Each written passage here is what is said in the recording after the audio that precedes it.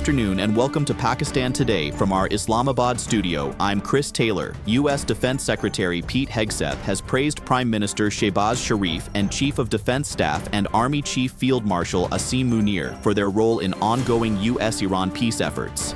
Speaking at the Shangri-La Dialogue in Singapore, Hegseth said Pakistan and the United States are developing what he described as a true friendship, while highlighting Islamabad's contribution to regional stability. He also reiterated President Donald Trump's role in brokering the Pakistan-India ceasefire during the May 2025 conflict, underlining continued engagement between Washington and Islamabad on key regional issues. Meanwhile, the U.S. Defense Secretary says Washington remains committed to ensuring Iran abandons any nuclear weapons ambitions. Speaking to reporters, Pete Hegseth said negotiations with Tehran have been productive and that both sides remain in a position to potentially reach an agreement.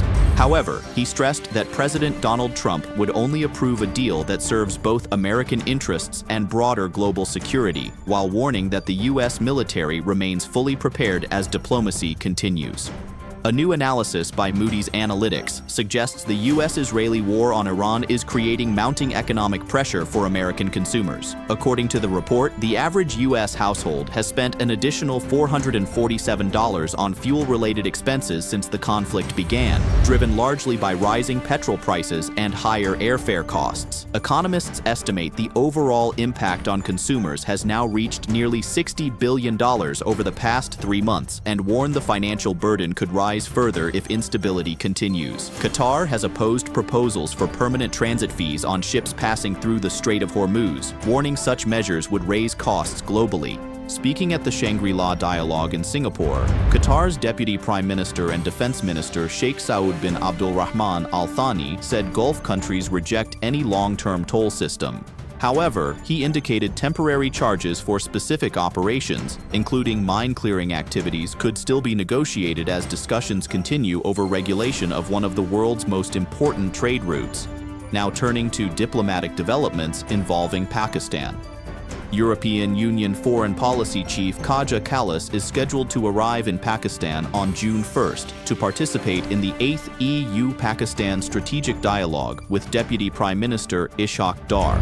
The visit includes meetings with President Asif Ali Zardari, Prime Minister Shehbaz Sharif, and Field Marshal Asim Munir, with discussions expected to focus on trade, regional cooperation, and progress under the EU's GSP+ framework. For more on this, we go to Sarah William in Islamabad. Thank you, Chris. Officials here say the upcoming strategic dialogue is being viewed as an important opportunity to strengthen cooperation between Pakistan and the European Union at a time of shifting regional dynamics. Discussions are expected to focus heavily on trade access, economic cooperation, and political engagement across multiple sectors.